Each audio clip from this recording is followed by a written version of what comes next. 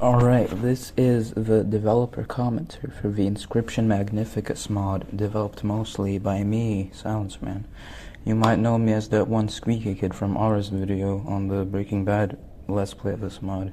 I'll be touching on the actual development history of the mod before we get into the Let's Play, just as some brief background of how this mod actually came to be. Well, development started around November or December of 2021, a few months after Inscription had released. The first version of the mod that released onto Thunderstore, it was just a repaint of Leshy's cabin, aka Act 1. And so did Grimoire mode at the time, which also turned out in the Leshy's cabin. Initially, after playing Inscription for the first time, I never really gave that much mind to mocks and the whole Magnificus thing. I just thought it was kind of lame. Like Magic the Gathering, I never even played any of that, right? The main reason I made it was to basically just make a replacement act of Act 1. Basically, only because of Grimoire mod. So yeah, that's the reason of Magnificus mod. Magnificus mod was made because of Grimoire mod. There it is, that's the satisfactory answer. Over time, I've definitely grown to appreciate mocks a lot more. But back then, I tried to make the mocks quote-unquote more balanced, because I didn't really understand mocks at the time. So that's why in early versions of the mod, all the cards were really overpowered. It was very terrible. Most of the card art was also remarkably terrible, but it did add some standout features that were new for Inscription mods at the time. Notably custom nodes and custom boss fights, which had not really been seen up to that point. There's a pretty popular old video of the Magnificus final boss, which pretty much was just a copy of the Act 2 one, with some questionable gimmicks. Then after that version released, I spent 2 months making a completely new version from the ground up, which was an actual more act structure instead of just being a repaint of Act 1. However, ironically, this one was still built entirely upon Act 1, with the table pretty much a note just being also complete repaints, so there wasn't really much innovative going on there. It was also famously really buggy. You can see in Sift's video, who used to be a popular Inscription Let's Player at the time. I don't know what he's doing now, you can go to his YouTube channel, check that out. Anyways, this version was famously incredibly buggy, as it pretty much crashed every 10 minutes or so. Yeah, so I was not very happy with that one. Lo and behold, another 2 months later, I reverted the update back to the Leshy's cabin version, just about the time the Casey's mod released for Inscription. Then I began secretly working on the version we know today, but started off, it was also a bit rough. It was built initially on Act 1, then I realized, man, why don't I just use a dual disc? So I started partially remaking it with the dual disc, and yeah, that's how it basically came to life. Initially, I had the idea to make every dungeon a linear sort of area that never changed, similar to the original 2.0 version. Then I had the clever idea to make them all randomly generated using room presets, sort of similar to the Binding of Isaac. And that's how the current version of the mod idea was made. Finishing the 3.0 version actually took longer than the original and the 2.0 version combined, as after I completed Area 2, the lava dungeon, it took me... I went on a brief hiatus, because I was getting tired of the Inscription community. So after a 6-month hiatus, I came back and actually finished the mod for once. And just finished the last update, 3.6. And just a few days ago, a patch released, which hopefully cements this mod as being finally finished. It's been a long development cycle, and hopefully with the come of the new year, 2025, marking already 3 years since the MAGMOD 2.0 incident, hopefully I can finally lay this mod to rest, not having to update it anymore. So yeah, farewell to everybody. Alright, let me also briefly touch on the latest update, 3.6.0, aka the major operation. I had the idea to update the mod previously for a while, but I'd never really gotten to it. It was the last update, the isometric mode. It's a pretty terrible update. I also took a long hiatus after that. But the idea to update the mod had still been brewing, but I never just really acted upon it. Until one fateful night, I think it was August 27th, I was just randomly talking to SmugFro, where I got the idea to update the mod. And then I decided to hey, let's actually do this.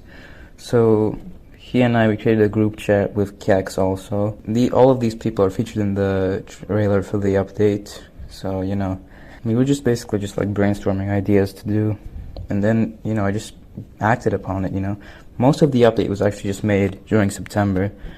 But you might know it released in November. So what happened during those 2 months? Well, I couldn't work on the mod in October due to some circumstances, aka spook hunting. GG to everyone who gets that reference. And November, I was just trying to get the mod finished. The main thing that was keeping progress back was just art not being made.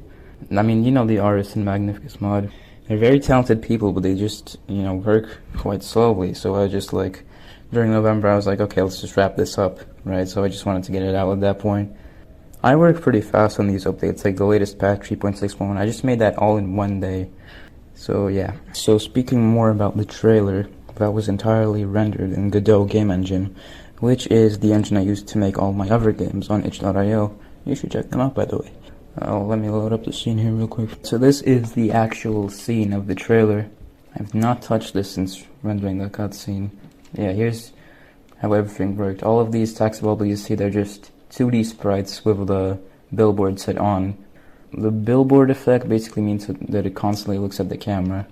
That's how I managed a cool effect seen in the trailer. There's also these funny images to the side. You can see them in the trailer, but it's partially obscured by the darkness. So they're pretty hard to see. Let me show how it actually plays out. So the way I got the camera to move, it's just all in this animated thing here. So if you play it, camera goes up there, and it slowly pans down here, and you get the picture. So I think the intro scene here turned out pretty nice. One complaint is that the rest of the trailer doesn't really live up to that, but who cares, you know what I mean? You gotta capture the attention in the first 2 seconds. Also, more about the whole major operation where you might be wondering, why the hell is it called that?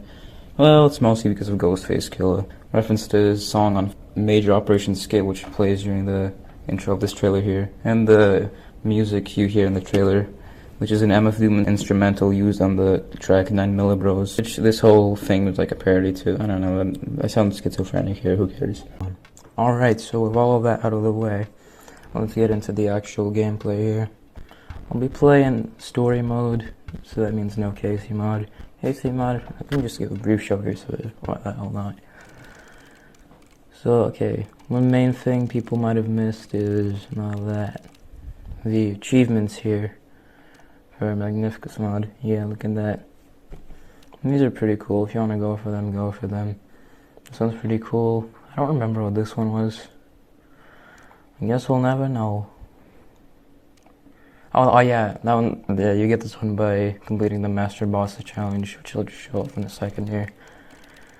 So these are the starter decks. This is the new one that was added, replacing the obelisk deck. So, okay, brief background about the obelisks.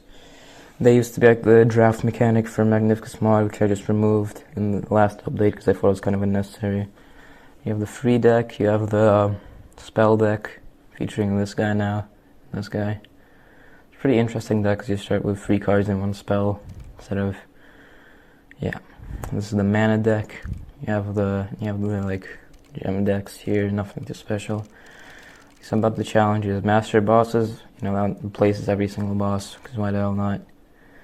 People were complaining about how it doesn't really make sense for Magnificus to have students as bosses. You'd probably pull a PO3 and have, some master bosses. Probably have some masters replacing his students or something like that. So that's part of the reason this challenge was made.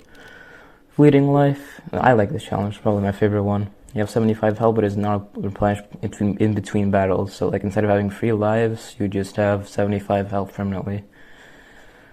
I'll touch on the life counter system in a bit. Intrusive Presence, this one's it's fine, dude. I think it's a bit unbalanced, or whatever. Iron Maiden, this one's a new challenge. Well, it's actually in the first demo version of the mod, then it was removed and then re-added back, replacing another crappy challenge used to be here.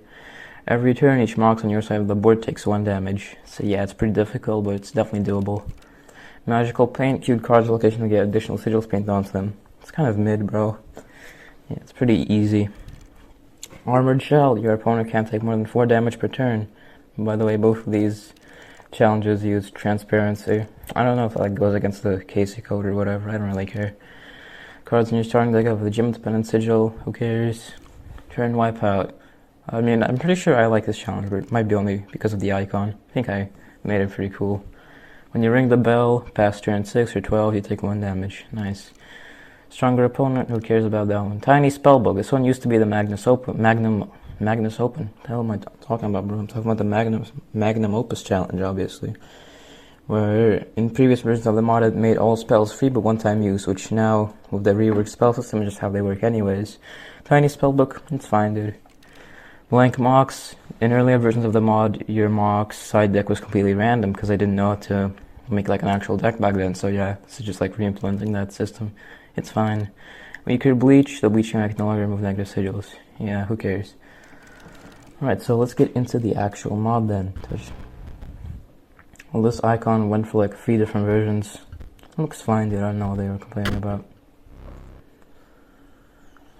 And now, we enter into the Tower of Magics.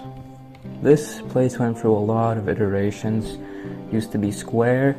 Then during the lighting update, I like experimented with making lighting green or whatever. Then I eventually settled on this design of like the white lighting. Also, this carpet is here, just added in the patch update. So yeah. Also, another thing added in the patch update, which I forgot to mention, is that you start 1 space backwards. So if you accidentally walk forward, you don't immediately get warped to the dungeon. So yeah. So this door here was added in the major operation. Just because, you know, Magnificus Tower has doors. And also that door leads to the merchant and the card collection act too, so yeah. So let's get the card here. I'll be going for a Gorange build, so take the green. Oh, Gormage. Alright, so Gormage is only added in the last major operation update. People might be wondering, hey, why the hell is that? Well, this stems back all the way to the first version of the mod, which was in Leshy's cabin. The main reason was because, you know, the primitive art was made by someone else, speech in like one fat zip file, and they somehow did not make Gourmage art, so I had to like sell for that. And Gourmage never really got around to being implemented. That's just like a weird reason.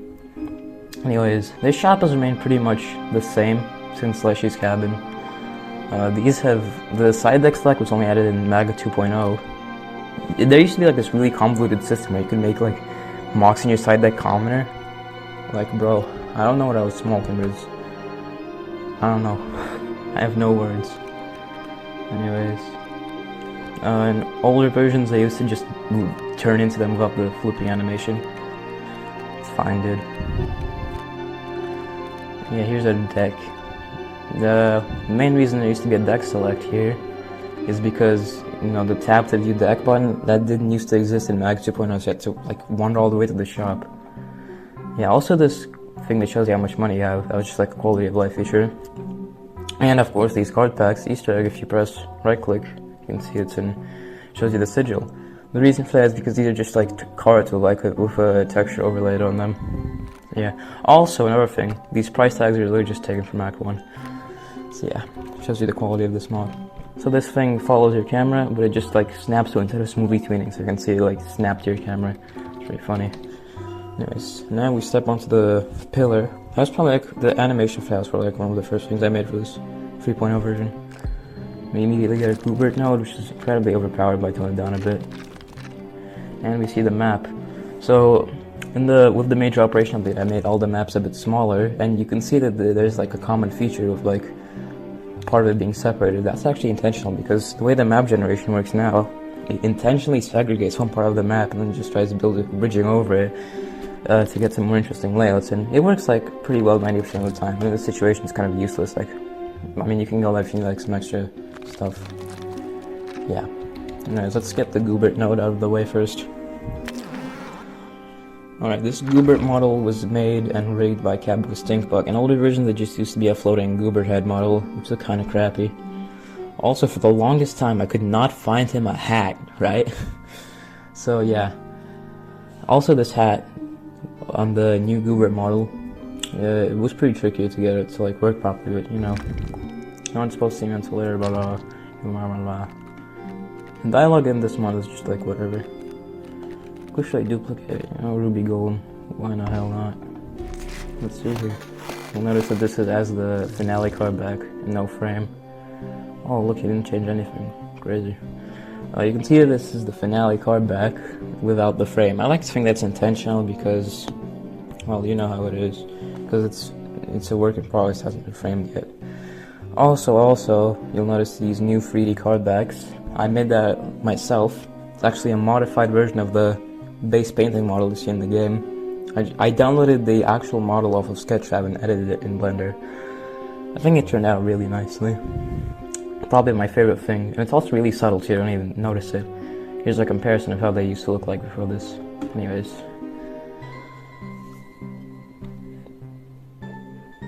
Look at that slow transition time. Oh. I'm so used to like the isometric painting like coming up. Yeah, I'm also playing without isometric mode. So, because I just like first person mode better. So about this painting, in the original artwork, there used to be like cards on these, but I removed them because it was kind of confusing. You couldn't really tell it was a card select mode. You could notice that the art is a bit shabby, but like, who cares? That's kind of my whole approach to this. Oh, Invisible Mage. This guy used to be a 2-1 Submerge, and now he's a Flyer Submerge. Yeah. Imagine more if I like this guy. It's probably like one of my favorite cards. Because I just like this sigil. It's fun. I'm a gambler, bro. Trust. I'll take this guy, sure, why the hell not? We'll see about the Adaxia room on the map. It just doesn't connect. It's pretty funny. And to the shop. This guy's staring at you. I always forget he's like here. Whatever. Also these bright orange walls. Yeah. You can fill in the mini-map here, which just shows you all the icons. In older versions of the mod, you didn't start with the mini-map. It used to be a challenge, like an anti-challenge in KC mod, but now you just start with it innately, because like why would you make someone start without the map? That's torture. Yeah. More cards for me. Let's see. I want some more orange. Aw. And that card is not that great. Actually, no. I think defense cards are pretty cool.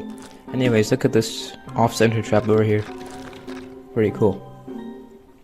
Oh, and here we go to the Adaxia zone. If you go into free cam for a second here, yes, I'm playing with the Unity editor on. Oh, you can't even see, but the floor here is like blue and shit. Cause I had like this whole lore planned. Hello? Where'd my guy go? Here we go. Anyways, now you get the free chained legs with a little bit of color added in this update. So I think the chained legs are just like an overall good card to get, because it's free, you don't even need it for the story, plus it's just really powerful card early on.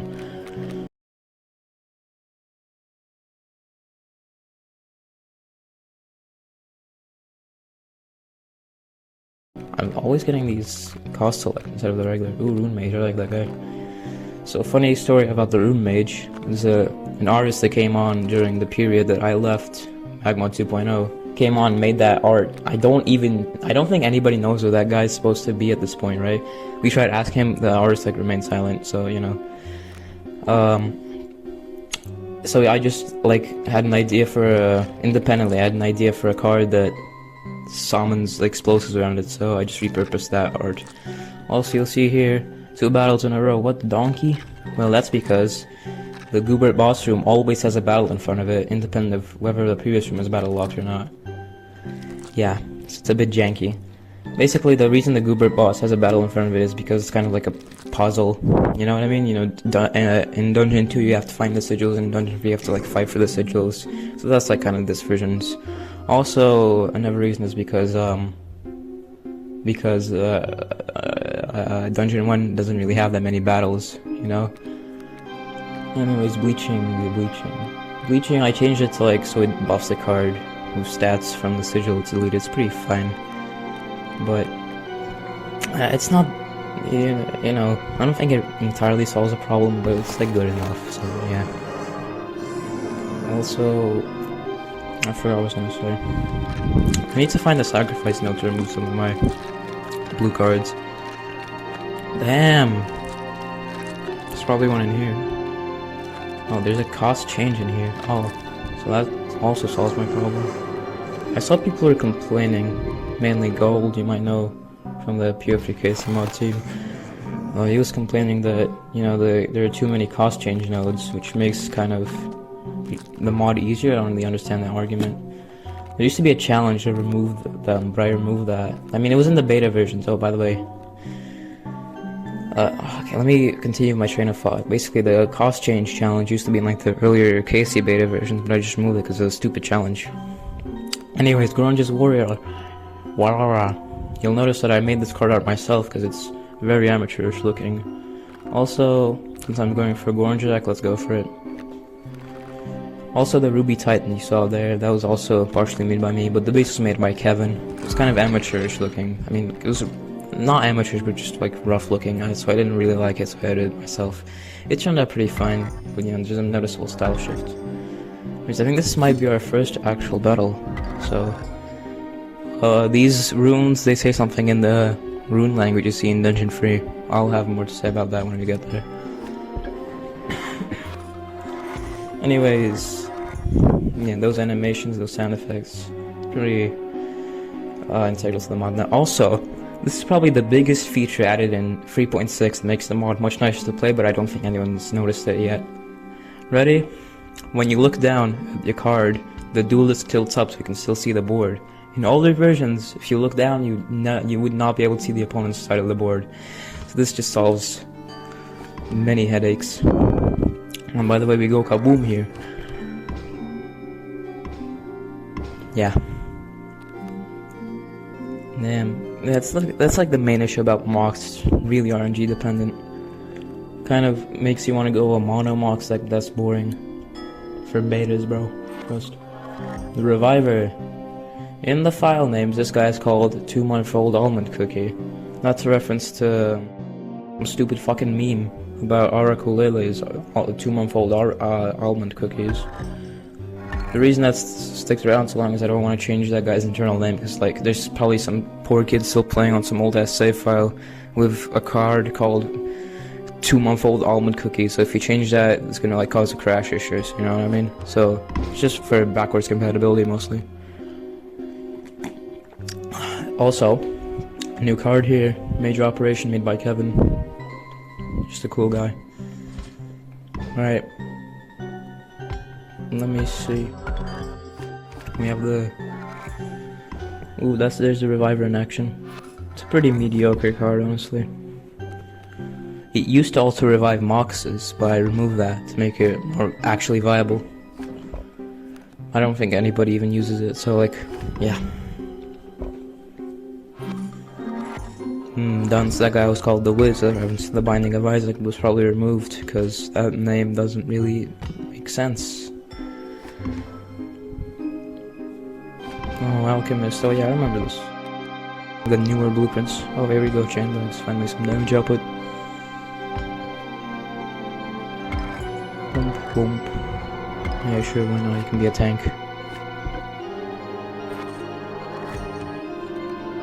I don't really have much to say about these fights. You know, it's a battle. I think that wizard opponent here was always... That was... you fighting a wizard opponent that was here since Mag 2.0. People have complained that there's not enough Magnificus and Magnificus mod. I think it's pretty in character to like not show up. Because even in Act 2, he's just sitting at the top of this tower always watching. You don't really see him until you beat the thing. Yeah, people have made requests for you to like see Magnificus or like his eyes like in the distance. And I'm just like, why would you do that? Anyways, so after defeating this battle locked room, all of the battles on the sides clear out. It's pretty subtle, so you don't really notice it, but it's, yeah. Dude, am I seriously getting only these freaking card nodes? That's crazy. Another battle, another day, another dollar. Stim Mage. see if we find this guy's twin later on. People have complained heavily about this guy's twin, Stim Sage. Honestly, dude, in blueprints where there's a Stim Mage, there's a Stim Sage. So about the Alchemist, in the earlier versions of the mod, you know, you might remember me talking about how the bouncing was really terrible. Well, the Alchemist used to be a 1-free. Yeah. Stim Sage, so the big deal about this guy, people are complaining, oh, why he's just a more powerful Stim Mage, why would you ever... Well, the reason is quite obvious. This guy only shows up in battles, you can't actually get him as an actual card. Hopefully, you know, you get the lore now. Why this guy even exists.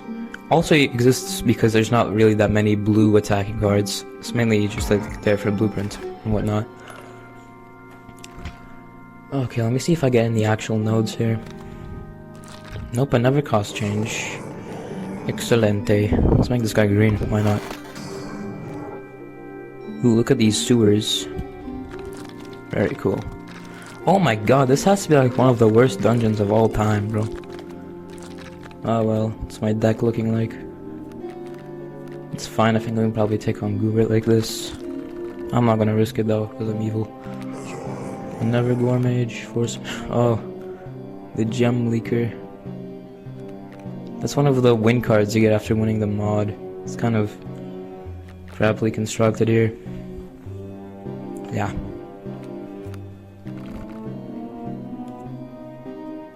Honestly, what I might do right now... Give me a second.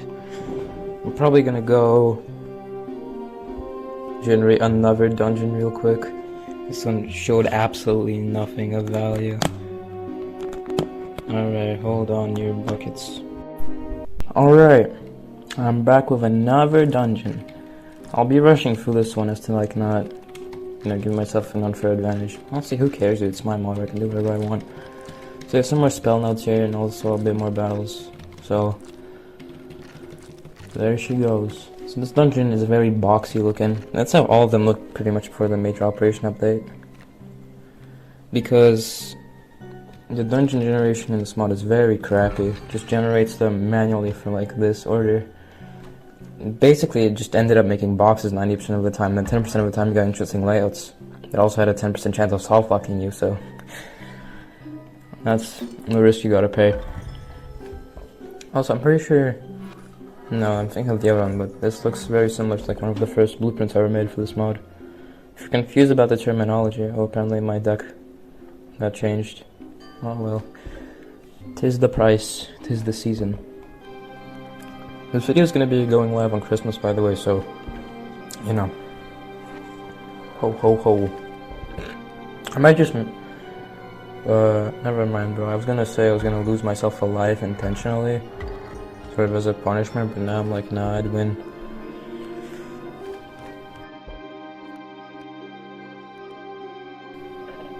Ooh, Gorange. Dakle Gorange.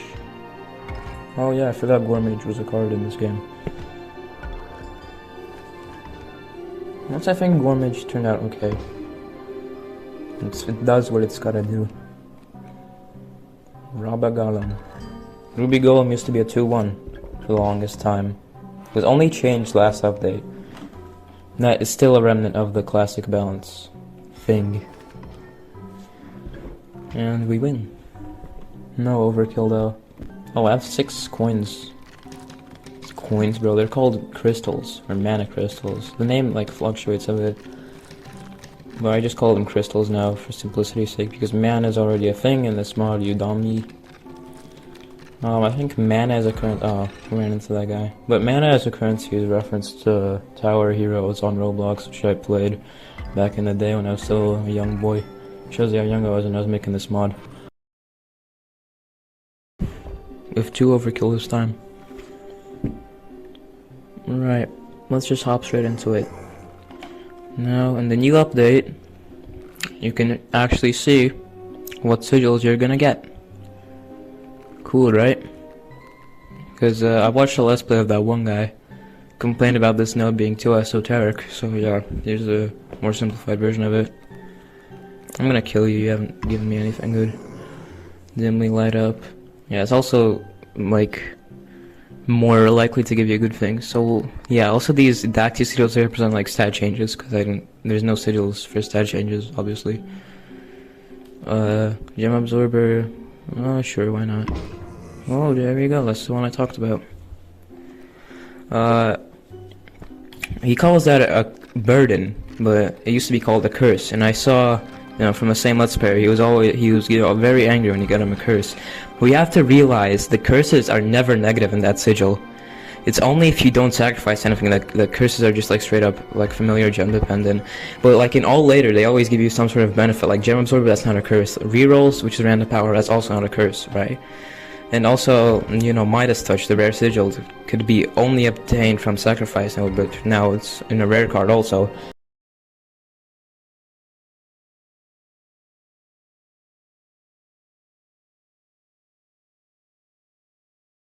That's definitely not a curse.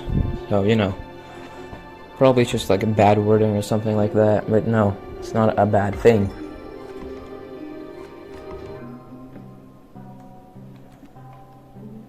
Alright.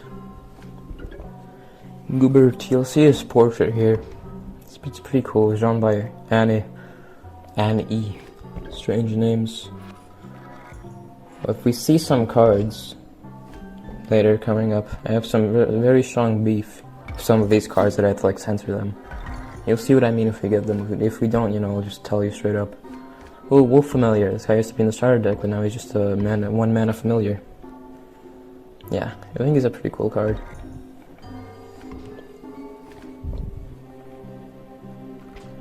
Also, regarding the starter deck, there used to be like talking cards, quote unquote, because they didn't actually talk. They're just like representations of the scribe. Like the Techno Major is also like a stink book type card. I just removed all of those. I had bigger plans regarding like the story stuff, but just never came to fruition. Alright, Glombus himself. What an excellent starting hand. The key to this fight, just destroy the Mox. This fight is very similar to the Act 1, the Act 2 one. I think most of these boss blueprints haven't really changed since Mag 2.0, or like even 1.0. Ooh, 2-2. That guy's not even a bad card. Gem Absorber is just a pretty cool sigil. Look at that, he's blue. When played on the opposing side, this guy just gets a random color. No strings attached. But if he was... Huh? Oh yeah. That sometimes happens, like the rendering bugs out on these. It happens quite rarely, so why bother fixing it? Sorry about my voice, I'm kinda sick right now. Okay, phase 2. I did some new effects in the major operation update, like last minute, by the way. Now that he bomb, look at it's all over the cards, bro. Evil. Alright, Practice Wizard, that guy's not very good. He used to be as 0-5 in older versions. Yeah. And some goo. This art has not been updated in a very long time, I'll tell you that. Of course I can't see this guy's attack when I actually need it. That's fine. It's not that big. Ooh, Muscle Mage, this guy. The main reason this guy is Bloodlust now instead of Hefties, because in older versions of the mod I couldn't get the movement sigils to work, but now I got that working incredibly easily. I was probably like stupid back then. That does not come as a surprise to anyone. I was like disabled intellectually back then.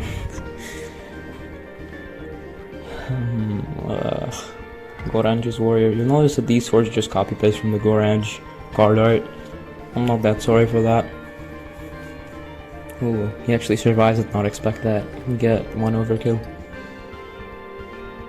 Look at that crappy bleach.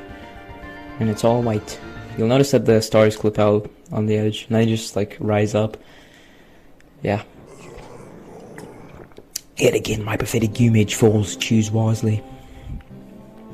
Right, look at these rare cards. Bullion Hound, that used to be a familiar. Phoenix, this also used to be a familiar.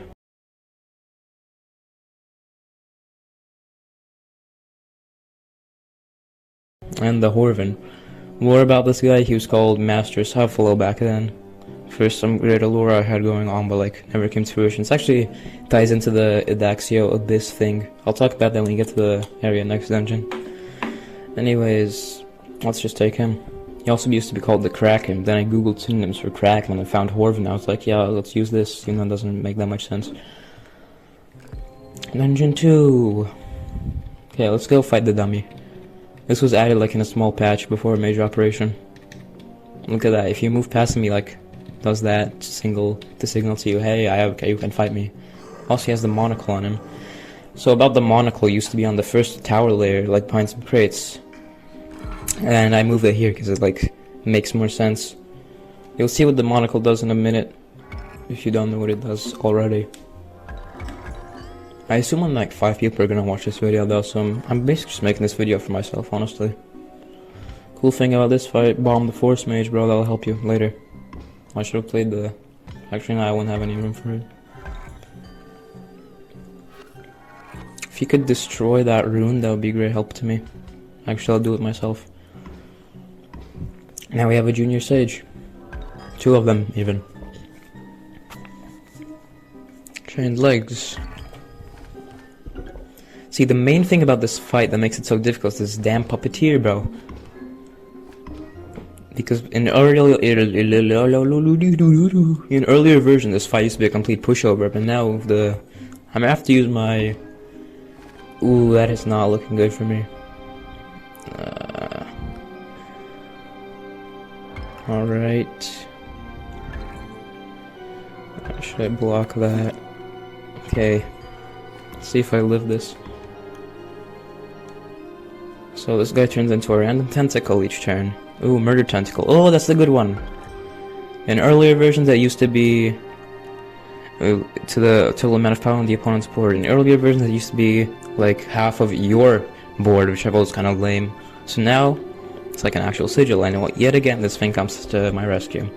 So I think it's a very good change that the dummy hinges creep back into blah blah blah.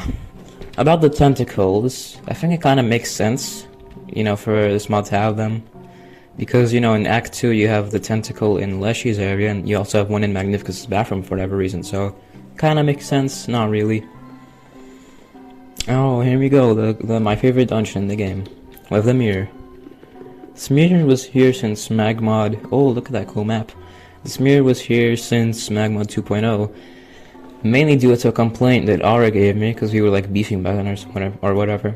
Because he said that, why is there no meeple in MAGMOD, you're stupid or whatever. So here it is, you can change your appearance. Look at me, I'm a cool wizard skeleton guy.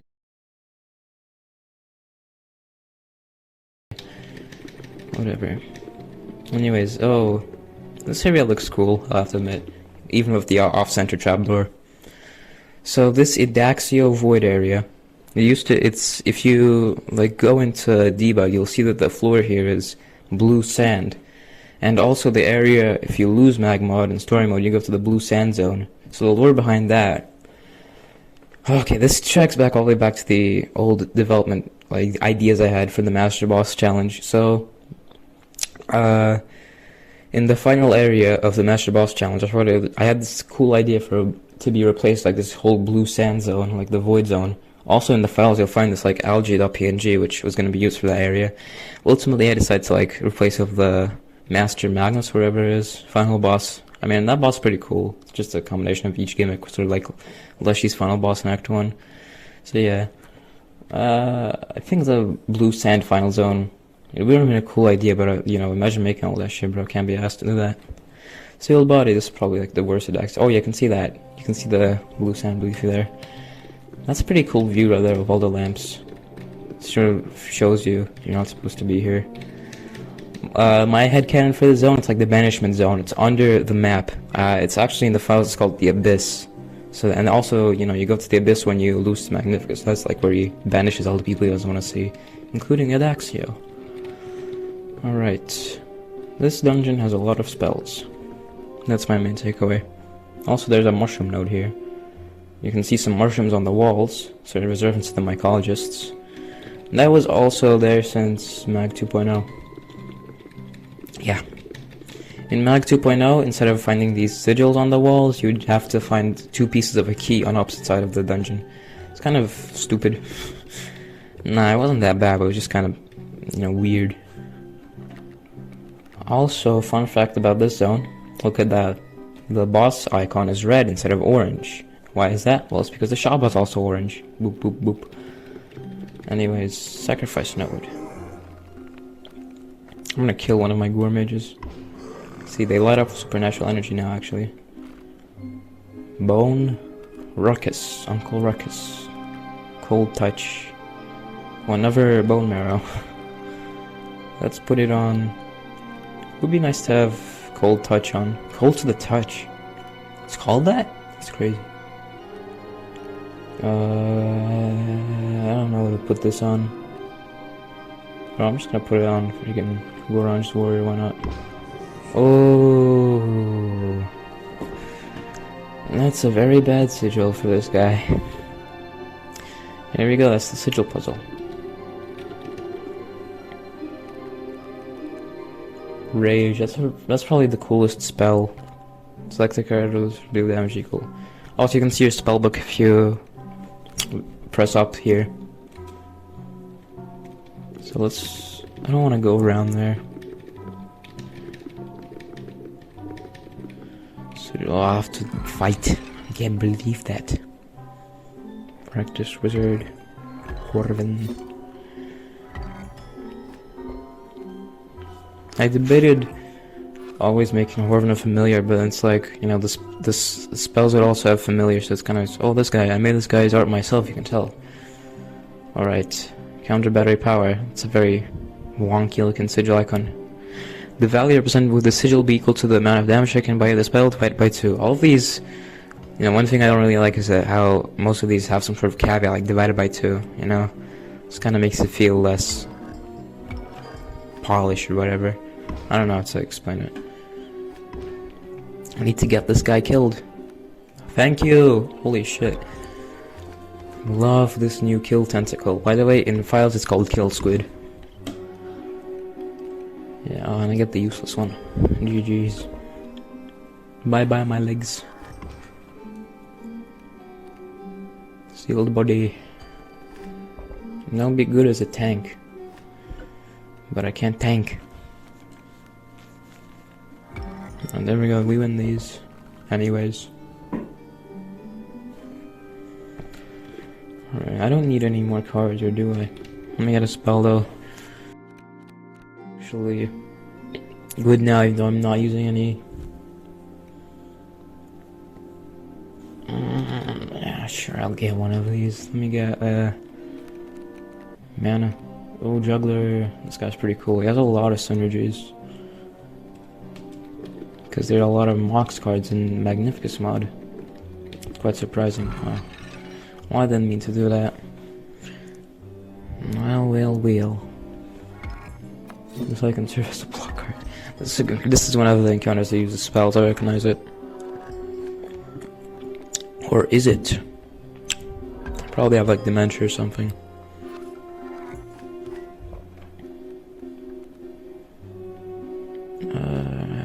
Yeah. He'll kill the juggler and the gourmet will get powered up. That's a cool thing about this mod. Everything's like really like interconnected and interacts with each other. There's a lot going on basically. Look at that, he dies. No, I might die. Ooh, Ziff. Ruby Titan, one of those cards. Might be time to do something. Yeah, I just desperately need an orange at this rate. Oh, I forgot. I've never changed my deck after this incident. I might die here, but it's fine, dude. I'm not bothered by that. Yep. Well, let's see what node we risked our life for. Oh, it's a spell. And this life painting. In older versions of the mod in 2.0, it used to be like a pillar with like 3 physical mocks, but now it's an actual painting. I think that works a lot better. Also, about the Magnificus life system, you get free lives, but they never replenish. That's what sets it apart. Anyways, let's actually change our deck this time. There we go, perfect, perfecto. And this dungeon layout is very unfortunate because I can't get to that bottom one. Okay. Now we can't throw this one, we gotta actually play it. Crazy, I know.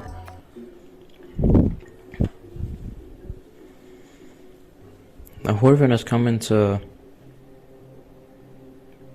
I have dementia.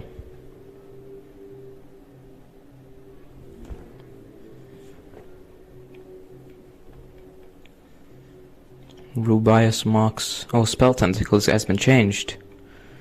If I could actually hover over him, the Vibrant will still be equal to the total amount of stealth play during this current dungeon. Yeah, because it used to be, back when spells weren't one-time use, used to be spells played during the battle, but you know how it is now. Kids these days. Oh, Schmanonkus. Am I gonna lose again? Seriously? Yeah. You saw the render English on the skill stage for a second, that was kinda strange. I might be screwed here.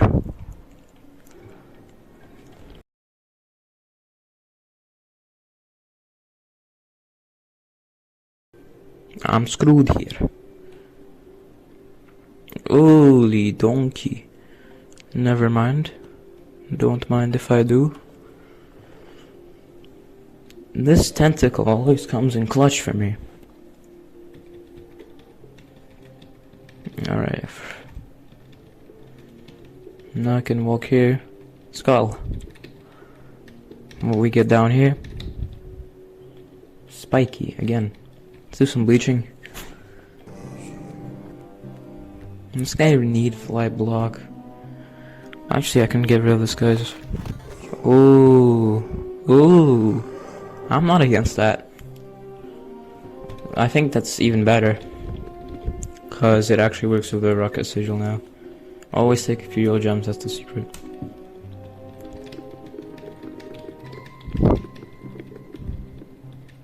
Yeah. Oh, this is a room encounter that always gives you the sacrifice and a card draw.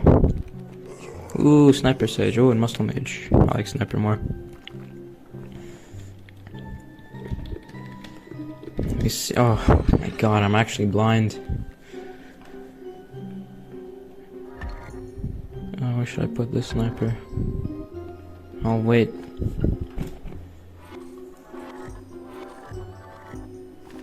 Oh, this is a spell encounter.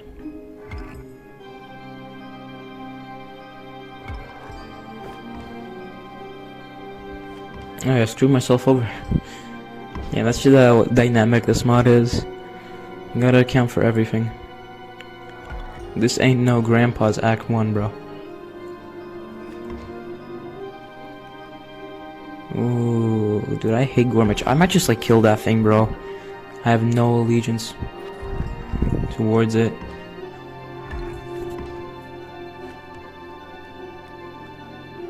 Marge pupil. Oh, I forgot this guy had that.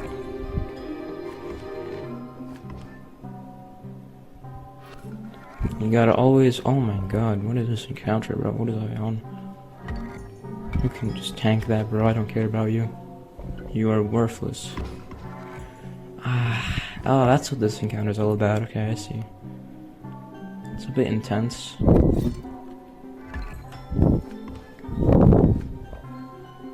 Will you shut up, man? Stop summoning me. These thingies, man. Can I win this? Yeah, I can win this. GG. When I draw with the Orlu hit, aka Looter. In the files, that sigil's called Orlu hit. Also, you see that bug with the rulebook? That's always been there. Where are you, my beloved? It gives you good sigils. Ooh, multiplication. Very strange. Okay, let's go do Amber now. Amber, I'll have some things to say about her. Which one was in the middle? I'll know when I see it. That one. So about that, you know, being able to turn the signals on the rotor backwards, that was not in the base game. And normally, you know, that would be a really easy fix, but for some goddamn reason, Daniel Mullins made the function for that private, you know what I mean? So I had to, like, manually write my own freaking gem rotor class for that. So that was just like a minor annoyance. Anyways, Amber. I have a lot of things to talk about here. Not that many. Just imagine you're a nice cube starting melting a hot pan. Instance of a custom font here. Also, this music track. I haven't talked much about the music, but this music track was made by me. And if you've ever seen 12-ounce mouse, you instantly be like, oh, this is the drum solo from 12-ounce mouse. Yeah. There are also like samples of the F-off from 12-ounce mouse, electric guitar in the middle spliced in here. It's not very clean, but it's a jawbone instead of like Act 2 card play which used to be for the longest time. It's pretty fine. There's not much to talk about with that. Anyways, so now the actual description game and Amber's name. So like, I remember Catboy Stinkbug messaged Daniel Mullins on like email Daniel Mullins asking what's Amber's name back when we didn't know it yet. So when we didn't know Amber's name, we as the community made up a name for Espira. It's kind of a cool name, Espira. But anyways, so Catboy Stinkbug, one of the modelers, they actually made the Goober model we saw earlier. So they emailed Daniel Mullins asking, you know, what's her name? Daniel Mullins said, let's just say it's very secret, but nobody knows it yet. As you know, we didn't solve the whole Xbox James Cobb thing back then. And I was like, when I saw it, I was like, dude, that's such like a bullshit cop-out, bro. I was not a fan. And then I realized, he's just not trying to spoil the origin. I was like, oh, yeah, that's pretty cool then. That was a very weird tale, but yeah. Enchanted Spear. In older versions, this spear used to just be a trapper, which means it just killed your card. Kind of boring, this gimmicks. It's fine. I mean, most cards in MAGMOD already only have like 1 health. Oh, look at the Scarecrow twins. In older versions, they used to be called the Scarecrow triplets, even though they were also 2-2. Don't ask me, bro, I don't know what I was smoking back then. Also, until the latest patch, they used to just drop the spear of the impaled sigil, but now they just do anyway. Now, I gave them the impaled sigil, so they actually have like a lore reason for dropping this spike, or what is it called, the spear. If you're wondering how I came up with the idea of scarecrows with freaking impaled on spikes, yeah, I got no answers for you there. And there we go, chained legs.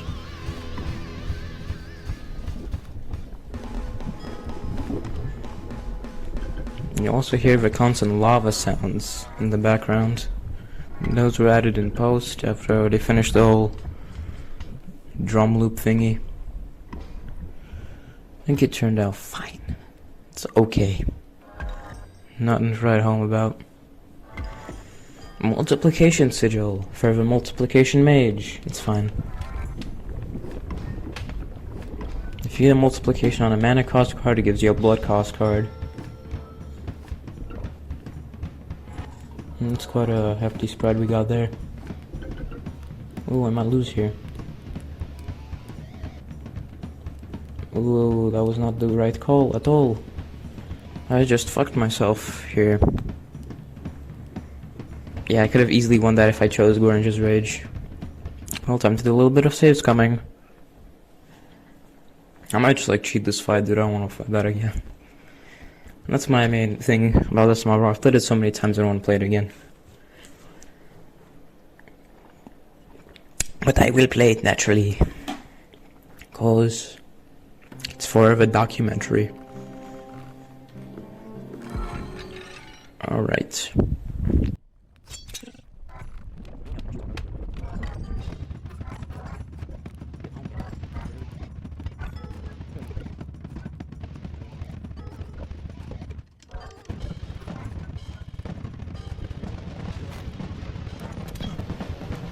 I realize I haven't been talking about the master bosses, but okay, I'll just touch on them here then. So for Goober, you have Master Gorange, who on phase 2 has the, like, gimmick of killing 2 cards in 1 lane. Ember's fight is, Master Orlu. I don't think, it's probably like my least favorite of the master bosses, to be honest. Okay, nah, it's fine, there's a spear back there, we chill. So, okay, Master Orlu, I think she summons thieves. Like, they have the life steal sigil, so they steal some of your life, and also they have the looter sigil on the opponent's side, which actually just removes cards from your draw pile. It's not that scary, it's pretty easy, but there's also like this whole new cloud aesthetic going on the field.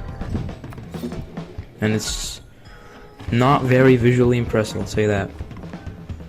Oh, look at that, full spears.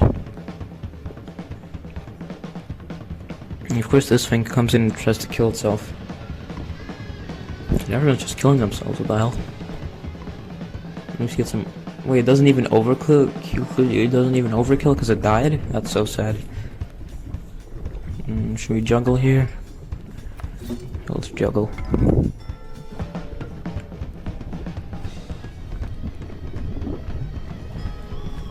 Yeah, so this song is very goofy. Boom, boom, boom, boom, boom. Alright, I have an idea here. I don't know why I placed the Emerald Mox. I have no words. We can play the Gorange Rage and win.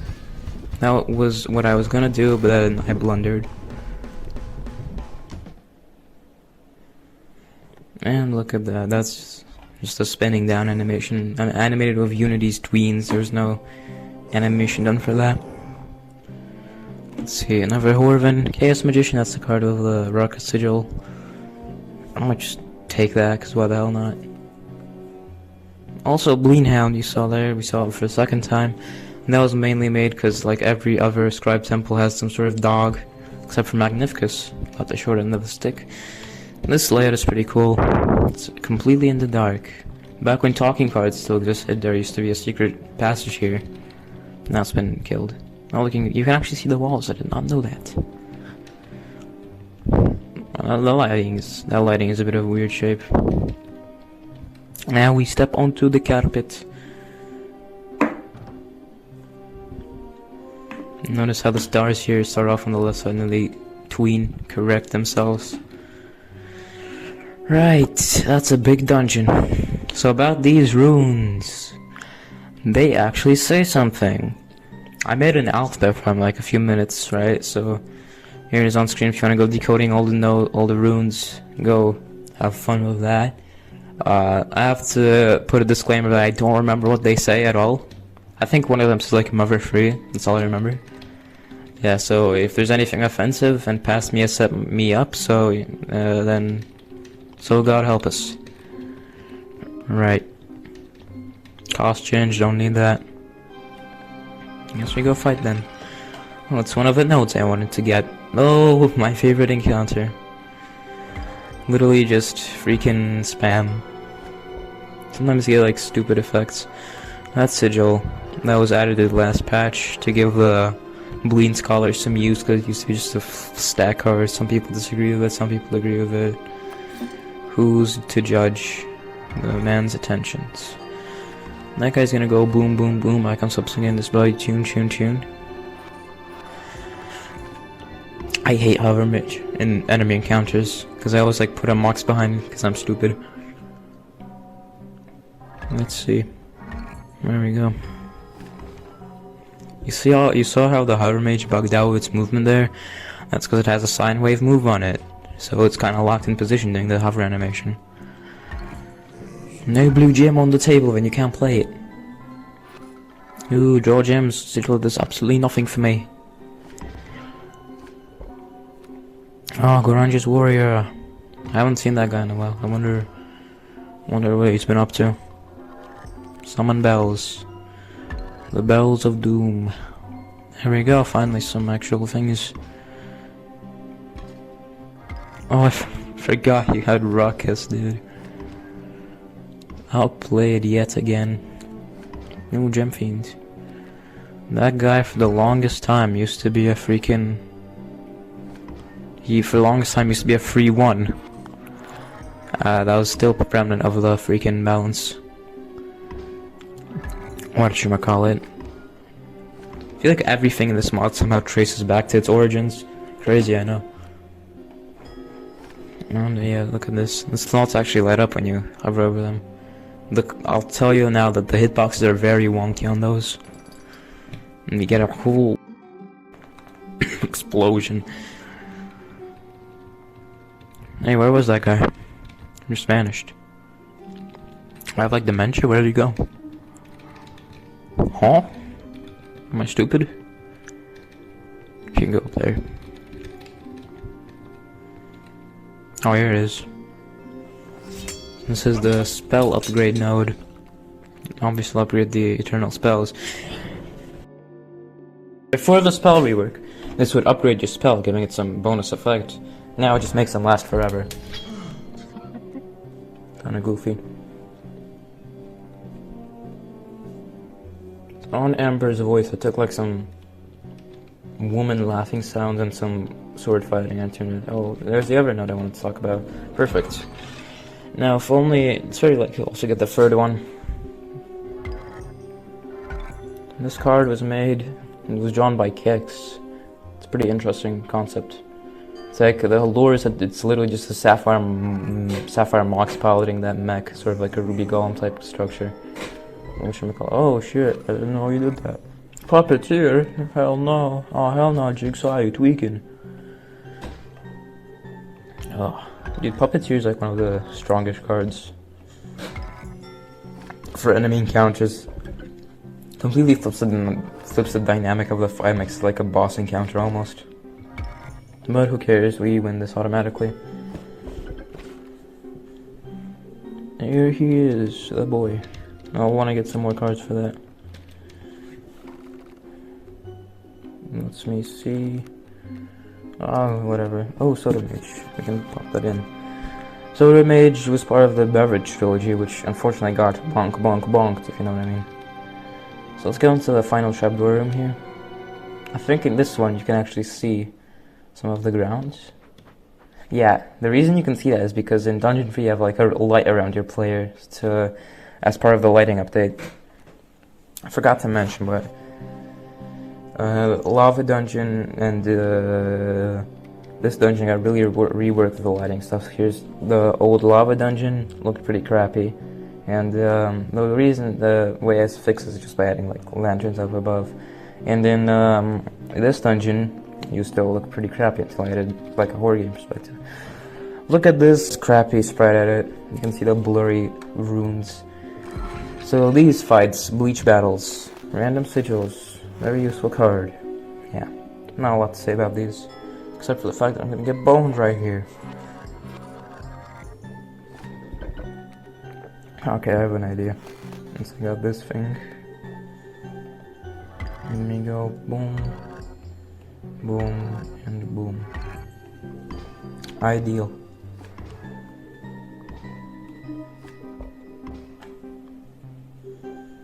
Rabbit. Oh, guard dog sigil.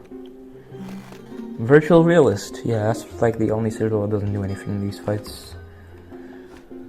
So yeah, I got the idea to make these fights because, you know, I wanted Dungeon 3 to have a separate gimmick on unlocking mods. Also, we dealt damage so fast that it didn't have time to register. Interesting. Last sigil, tutor, hoarder, whatever it's called. Okay. Second ever calculus game, but I never use it. Also, a Russian YouTuber played for this called Daryl Windsor. He saw these runes because some of the letters are in Cyrillic. He was like, "What the hell? Is that the solution to pi?" I thought that was pretty funny. Here is the Lonely Mage. So when I first saw this guy in Act 2, and he was like, "Oh, stimulation, I'm the quirky guy," I was instantly like, "Oh, this guy's the fucking fan service character." I never really liked this guy, bro. Seems like an attention-starved kid, bro. Fan service character, Yeah. Surprising. I don't have positive things to say about inscription. Crazy. What should I put here? I don't want that.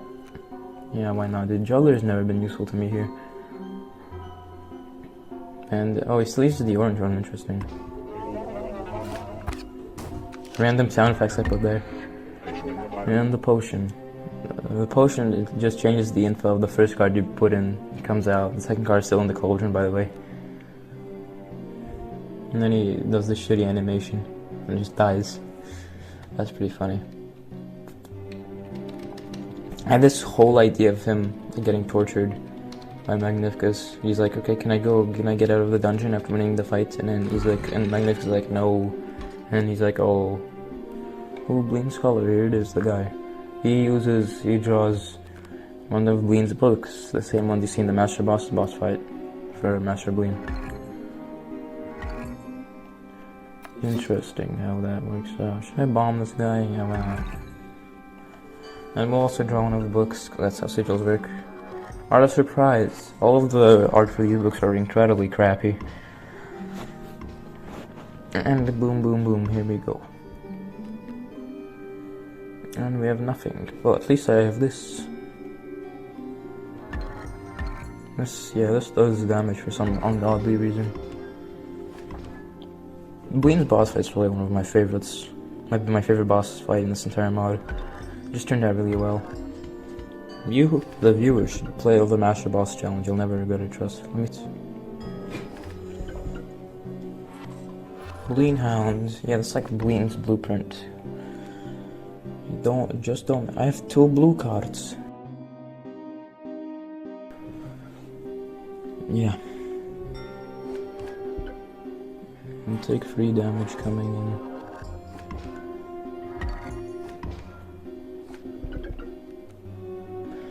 Z Horvin. Do I have any flight? I don't. Crazy, man. 50. Ooh, I might be in a bit of a predicament here. I don't have anything I can swap. Though I can get the sealed body, I'll swap it and turn it to a 5-1. That'd be pretty useful. Just need to draw an orange. Perfect. Ideal even. Spentacle comes in. There we go. That's the secret. Does he give me a useless one? Yeah, fairly. I can't complain about that guy, I still love him. Alright. Oh, look at how this connects here, it's pretty cool. Oh, what a nice room. Also, look at how goofy this looks. Alright, now time to go buy the map, because I have way too much freaking money. Also, next shop in the tower, I'll be able to buy myself,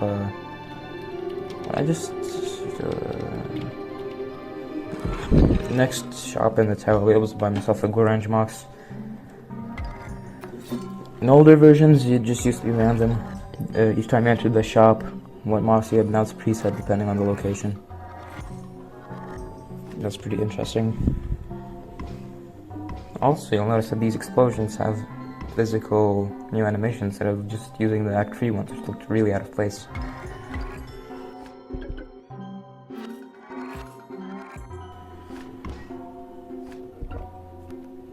Oh, I'm getting all the Adaxia parts, but it's not even the final boss, hello?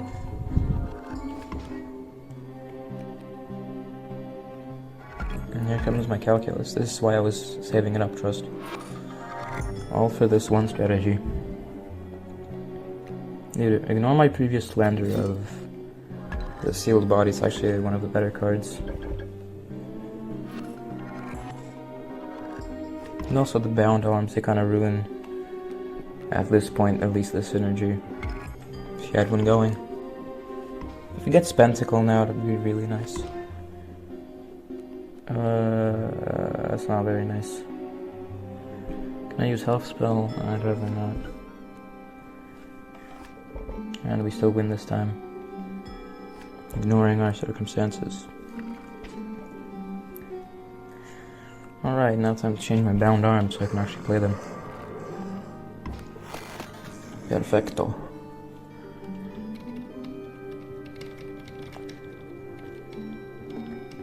Yeah, you'll notice funny detail about this shop. Should I buy something? You know, give me a greenie. These card packs, the reason they were added just to, like, had some way for you to get cards in the shop, and I was like, hey, why not steal the gimmick from Rack 2? I get a spell upgrade, we got a Goobert, but no freaking when I want. Or maybe there is. One thing about the shop is it doesn't use the bright orange wall, it uses the books instead. I had a whole original plan for this dungeon. It would be like a whole open exploration area instead of a linear dungeons. Like, and I was like, first getting ideas for it, and I just decided to scrap it because why the hell would I do that? Ooh. Well, this is an inch. Oh shit! I never considered the implications of having that in an opponent setting. Because if you kill this guy's Mox, it actually becomes better for him. At the end of each turn, if the owner discards not having control any gems, the leftmost card in your hand is discarded. So yeah, I'm kind of screwing myself over here. And oh, he gets even stronger. That's just great. Oh, it's dangerous. Dangerous. Give me a green. Oh man. It's a race against the clock here.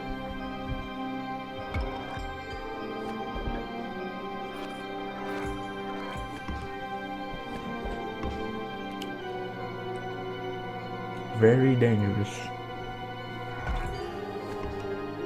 Need 2 more turns to win. Let me just draw something. Rune Mage. Which one is my freaking upgrade one? This one. Let's see, I'll be able to stave him off. And okay, now we win. I was getting a bit worried there. Didn't even have to use my secret seal body strat. Goobert. Also, yeah, the map highlights which hallways are blocked.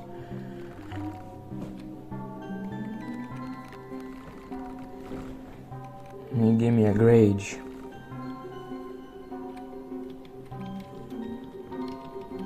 That room's pretty cool.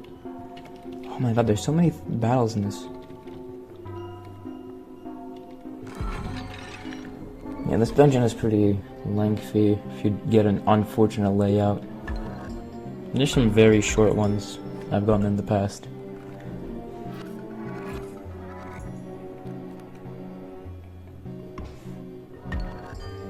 Oh, trouble, man.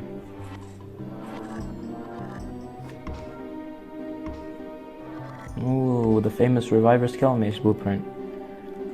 I don't know, I think this one's just kind of...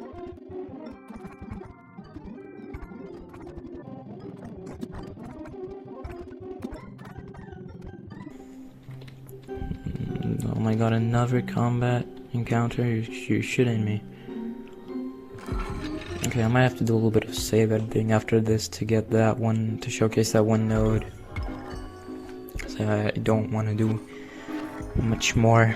Oh, this is the flying encounter, featuring pretty much every flying thing in the mod. Phoenix.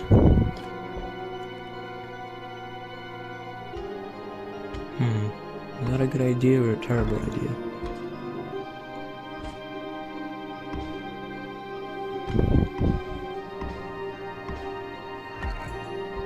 And you know what? Let's play some legs too.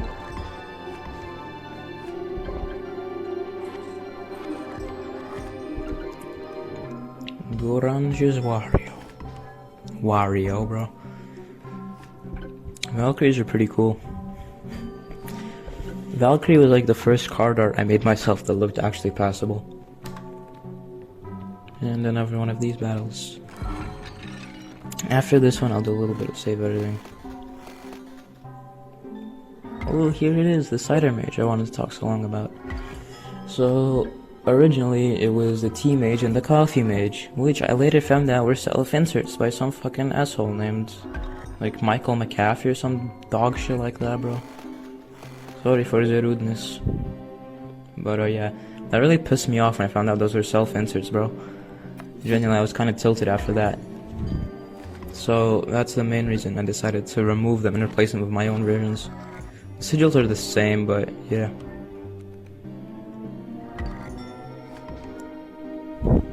Oh look, he's all gooed up, it's all over the screen.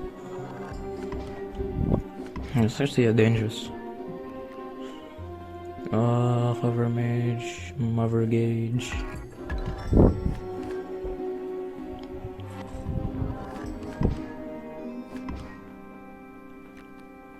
And yes, soda mage, part of this whole connection, that was later removed completely.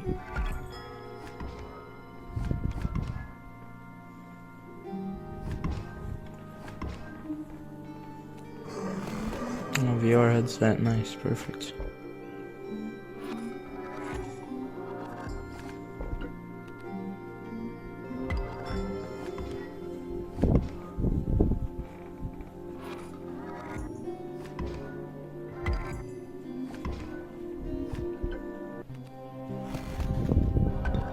This guy's gonna get gooped. Well, I'm gonna get snooped.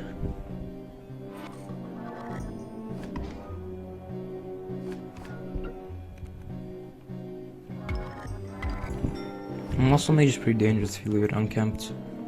It'll eventually just kill everyone. Oh, it didn't nullify that sigil, apparently. Strange. Well, you know how it is.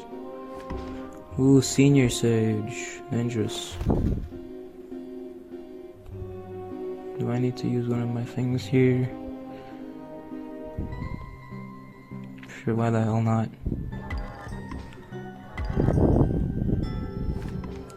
No, we win. Even despite the senior sage. We hang on to 1 HP. And win. Bifurcated. Okay, I can brute force the code from there. Right. Are there any nodes I can immediately access? Alright. I've just saved edited in. Look at that. And there it is. You'll notice that it still has the old node art because never named never made one for that. Haha, never named never. Pretty cool. Also, just a little bit of fun fact for you. If we take the camera to where the battle is, you'll notice something quite funny about the wizard opponent. Also, you see that the arm here is massive. But looking at this wizard opponent, he's bloody tiny. And also that the life counter is way bigger than you might think. So it's perspective. And that's the secrets to Magnificus mod. A pretty good start here.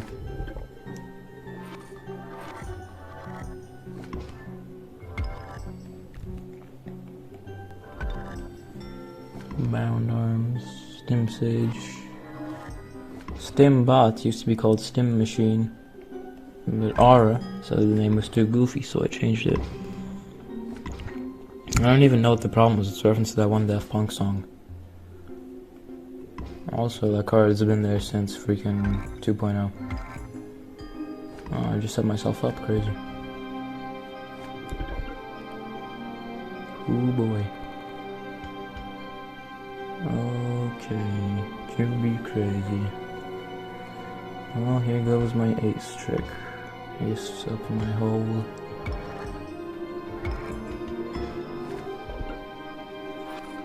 I definitely set myself up for that.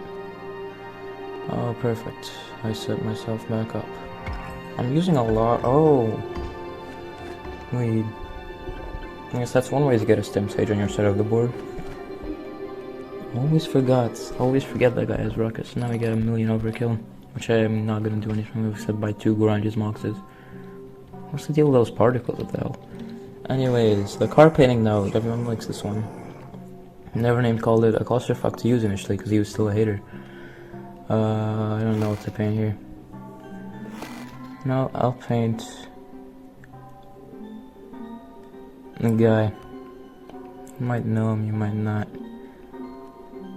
Timofus Skittles, purple Skittles. That's where I got my start. Ooh, green skin.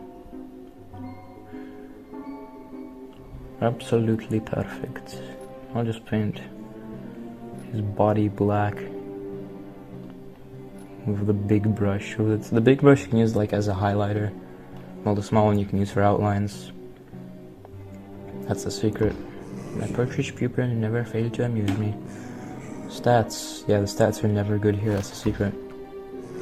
Sigils, ooh, cool sigils. This guy.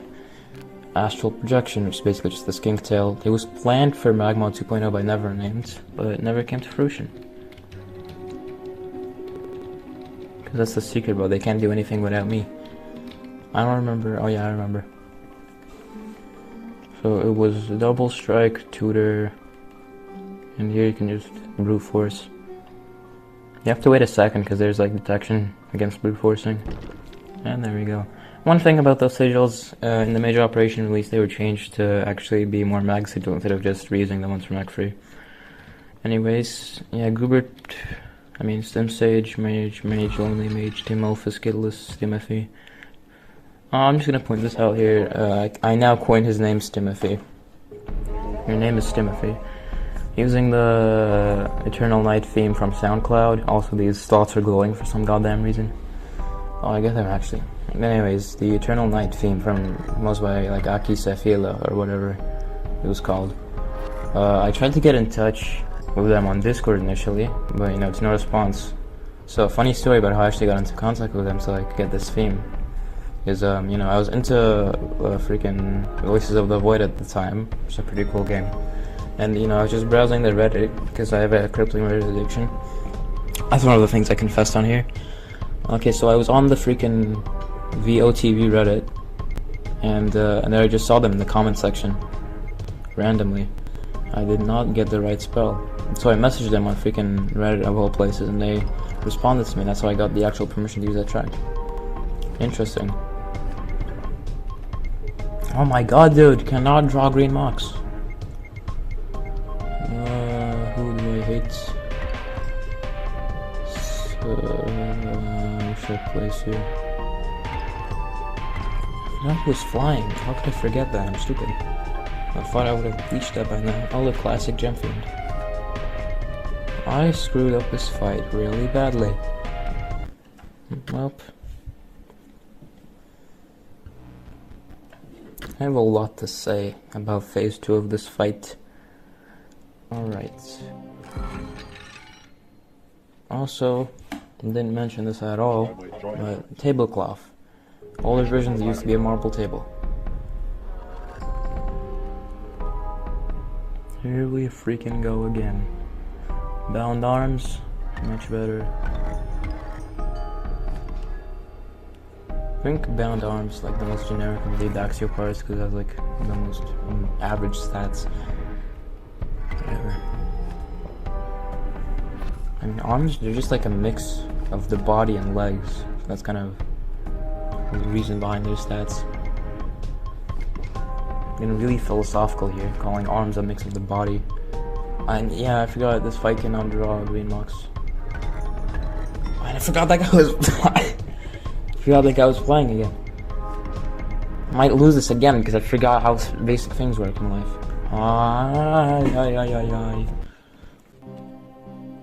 Viewing your deck resets your seeds, so you can use that to get luckier.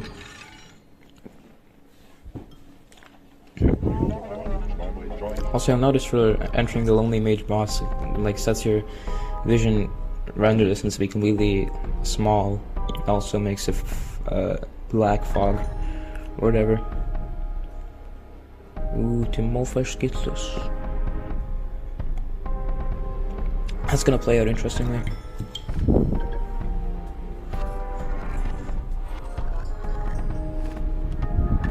Astral projection, it's always that. That card. Let me kill him, this is a bigger threat. The hover mage on this fight always ends up screwing me over in some way.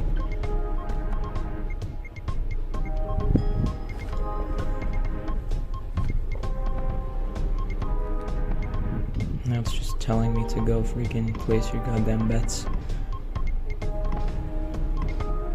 I might just use my ethereal one here.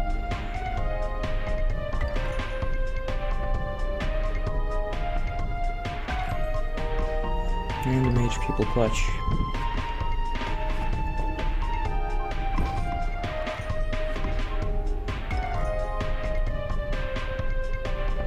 Junior Sage.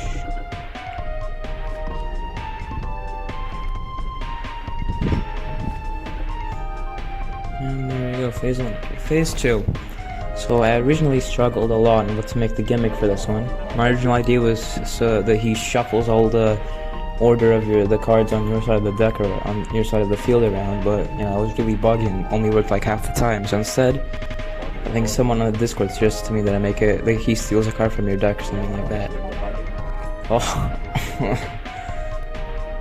that's trouble. He stole 2 of my cards at once there. There's also a second gimmick during this phase, but I think I got like the most unlucky possible set of events to happen here. It's quite impressive. Oh, do I have anything to do? You know what? I think that might be the only time I've actually used the potion. It's fine.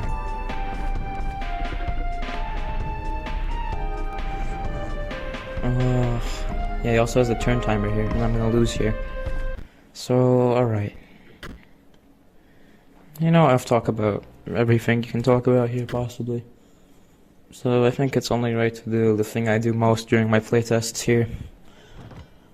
Sorry if this compromises the integrity of the run. I mean, there wasn't really any integrity here at all, so... Go to the Object Explorer, search Life Manager, Magnificus Life Manager, scroll down here, set the opponent life to 0.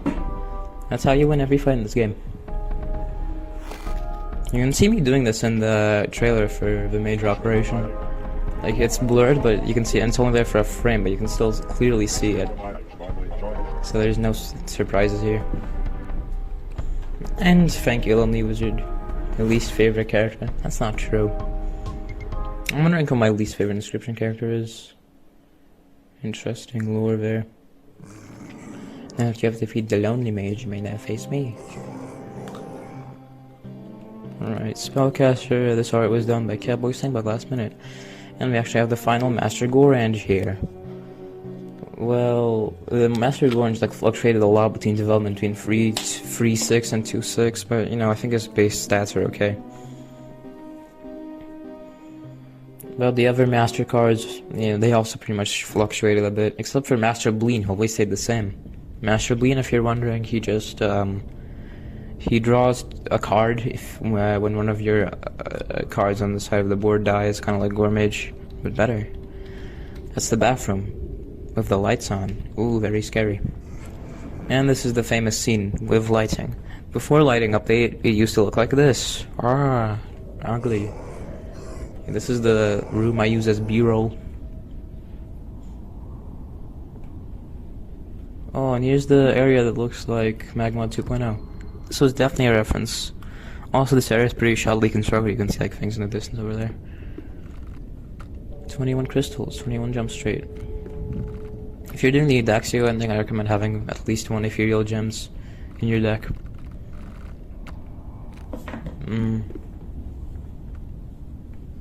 Prison Tyrant, I changed this guy's head last patch.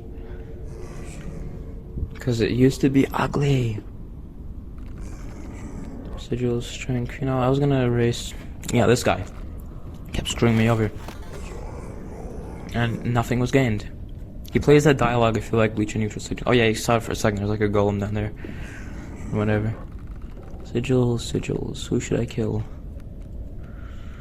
What if I killed the body now and locked myself out of the Daxion? That would be pretty funny.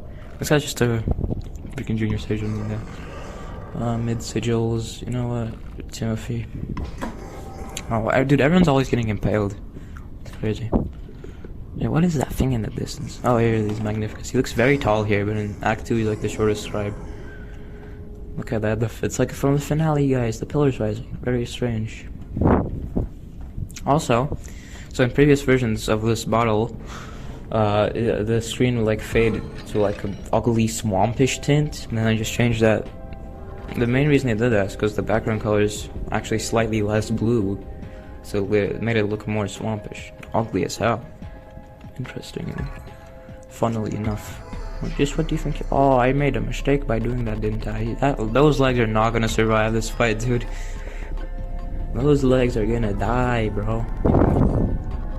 The secret to this fight is just destroy the Magnus Mox as soon as you can, because like everything here has gem dependent and whatnot.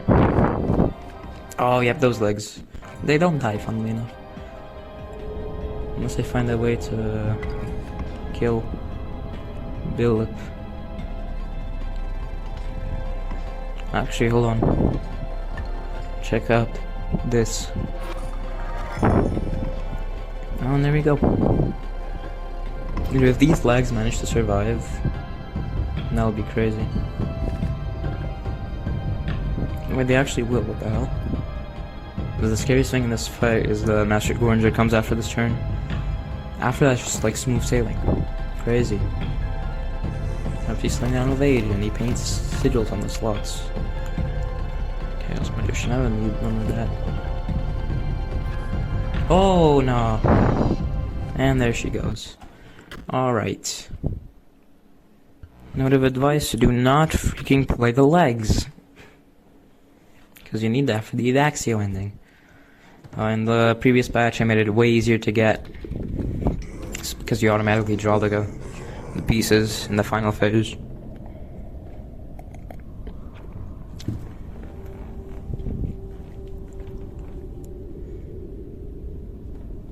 Like how there's no sound effect for that at all.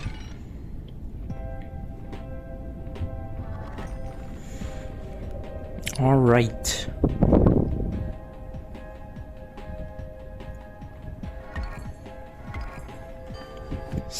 The Sea Magician. I'll just do the same calculus strat again. Look how the slots are like coming down. It's because they use the actual physical slots instead of the 3D portrait slots for the hitbox. That's why it's so janky at times. Don't play those legs, it's a trap. It gives you a high stack card to start off with, but you know, locks you out of the secret ending.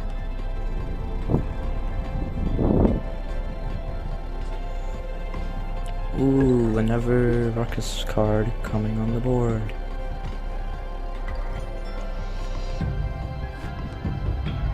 Now I am the one who gems. Ooh, if I draw... Chat, you know, it would be funny. This screws me over again, bro. I swear. I think that is in the attack slot too, so... Yikeroonies. You know, 6 damage a turn, just do 2 turns and then I'll live. Perhaps he's slung down with age. People have always talked about Magnificus like a piece of shit because he tortures his students. I mean, yeah, I guess I can agree to that. My headcanon is that the first 3 students he tortured were the blue mage, the orange mage, and the green mage. Because they're the originals. Then some point along, the masters came in because they were like the first to try dual mods instead of like being a mono mox beta. It actually begs the question, what did the students even do before there were cards?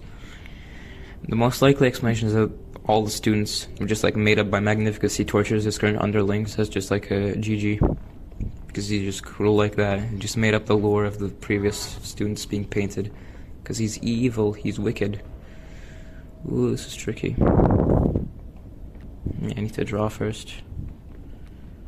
Also, the music fades out here. And then it fades back in after you kill the moon.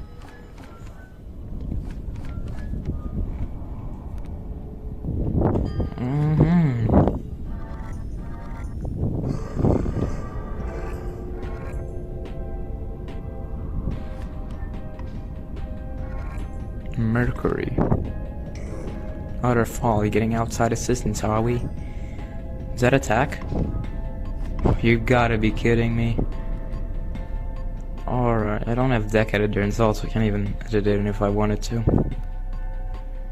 Well, I guess I'll showcase the vanilla and the Daxio ending last. Sounds... It's probably better than what I was trying to do. Also, you only need to kill 4 planets here to start getting winning. What am I on about? If you play 2 more Daxio pieces at once, I guess they start buffing each other. And the easy way to win this fight is if you have the Daxio piece, you can just play 3 of them, and I'll play the last one to not trigger the cutscene. And then you pretty much just have a free win. This final phase of the planets used to be a lot harder, with like some bullshit stats. They would all have like 7 health or something crazy like that. But I toned it down, so it's like actually reasonable. And there you go, we win these.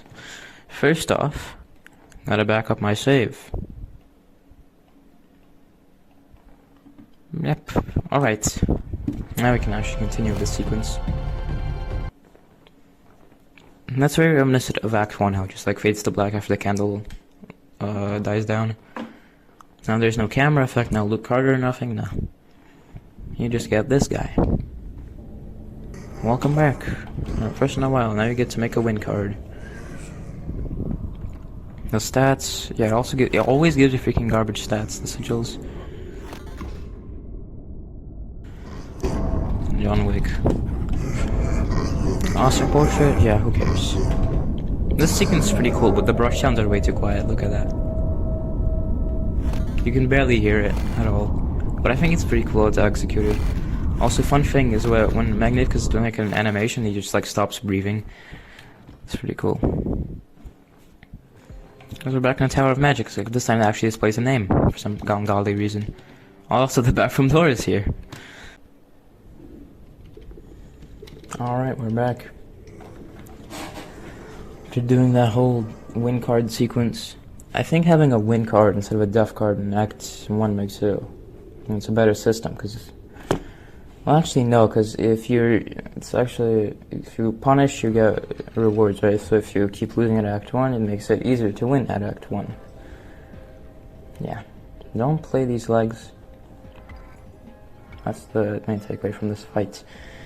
You see, monkey see legs, monkey hold back.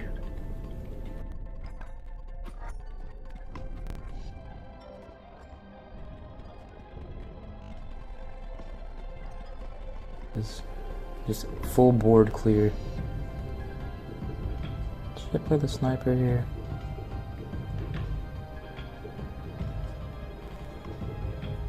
That's a yes, I should play sniper here, even though it doesn't really give me anything. There we go. Phase 1.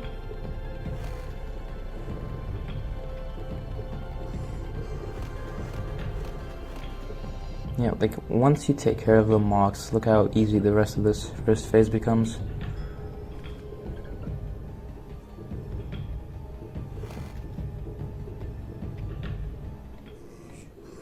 Music fades out, paints the moon.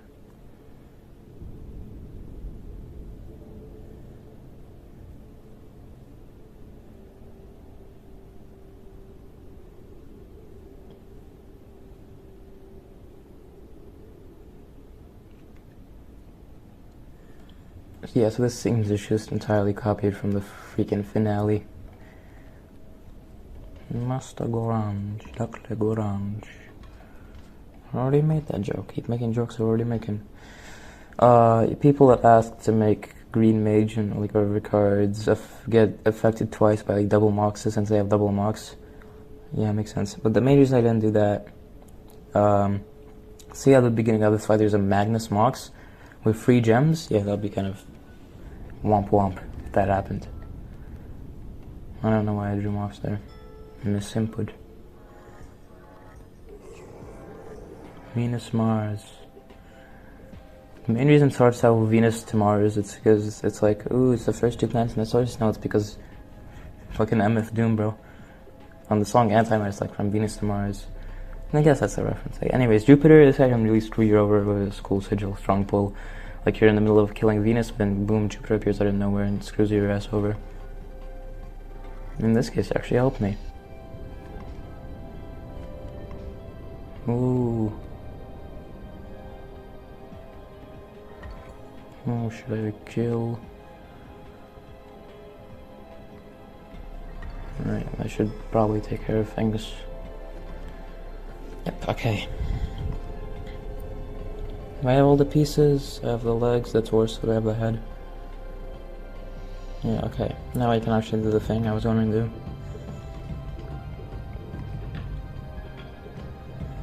See, the secret is just have some gems for this so I can play all the body parts.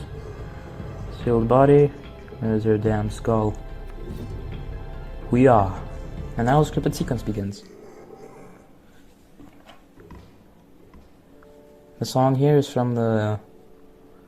I think it's from the finale of Act 1, where you fight Leshy again. He just like melts down and says au revoir. I think Magnificus is like French. Also, Hubert's up there. Hubert is the original gnome sprite for the chest modification spell. I don't think we saw it this time, but yeah, it used to be a meme of some sort, even though it's kind of stupid. Alright, so about this lore, this seems kind of goofy, but I think Edaxio just like sort of escapes into the real world, right? I mean, after the sequence, you get the new game cards. It's like kind of the lore way to get the new game card. And I like to imagine if you go into Act 2 after this, you'd see like Edaxio like deleting Magnificus' tower, because he had like some vendetta against him. The lore is probably that Magnificus like imprisoned Edaxio in his like internal chamber, so for some like reason. Yeah. No, this sequence is pretty lame. In older versions, this used to be a lot harder to get. You have to summon Edaxio before phase 3, and if you get there, instead of painting a moon, he paints an earth. And once you defeat the earth, the things would just like crumble, and you'd also float out and find the new game card. It's kind of goofy.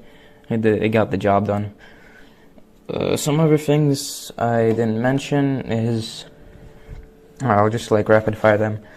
In the Leshy's Cabin version, I made a little bit of an ARG. I think you played some cards in a specific combination, there'd be like some console, there'd be like a message telling you to check the console, which would lead to a YouTube link of a video that you have to like check inside the metadata of a PNG file, and it'd send you to like a Discord server or whatever. And then that gave you like the code. I think that gave you like a code to unlock a secret card called the Eve Beast, which is like an amalgam with like stats 6/2 gem dependent, like a reverse Gorange Master Gorange. Kind of a weird thing there. And if there's anything, I figure I'll just edit it in post. Alright, so stuff I forgot to mention. First of all, regarding the final phase of the Magnificus boss fight. The planets there, you see, I remade the card art last update and based them more off false color images of the actual planets, rather than the more realistic and crappy looking ones they were before. I think my favorite one is Neptune. Here's how the false one looks like compared to the card.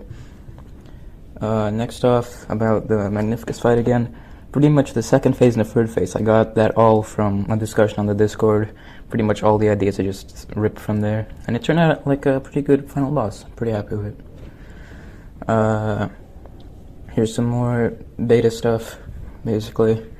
In the early versions, instead of having mana crystals as a secondary cost, you had bones. Since this was built on Act 1's engine, and I for some reason did not believe in making blood the secondary cost, every skeleton sage or reviver you see that cost mana now used to cost bones.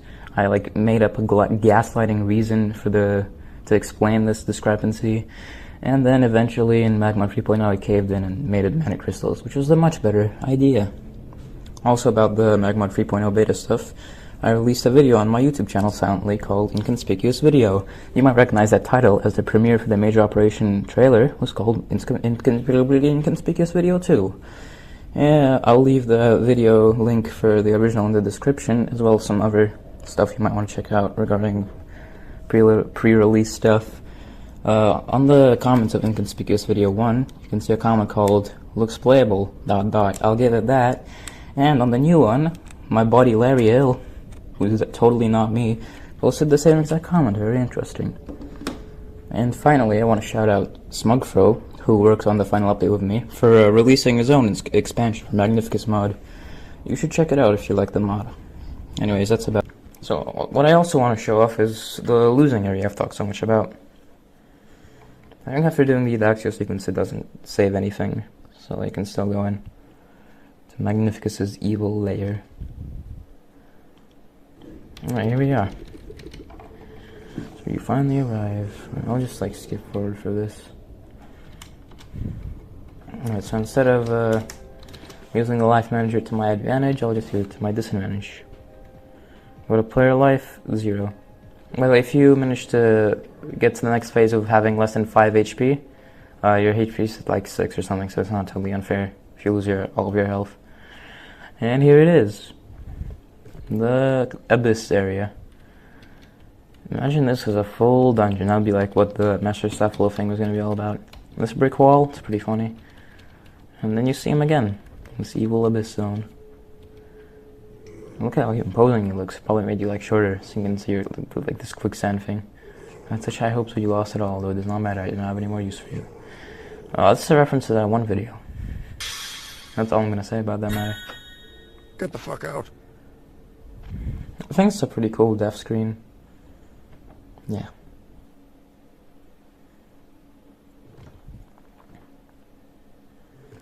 Alright. Well, thank you for watching the Magnificus mod developer commentary. I expect only 5 people will watch this, so, you know, also if Aura also decides to randomly make a good more mod commentary, you'll know where you got the idea from. Alright, peace.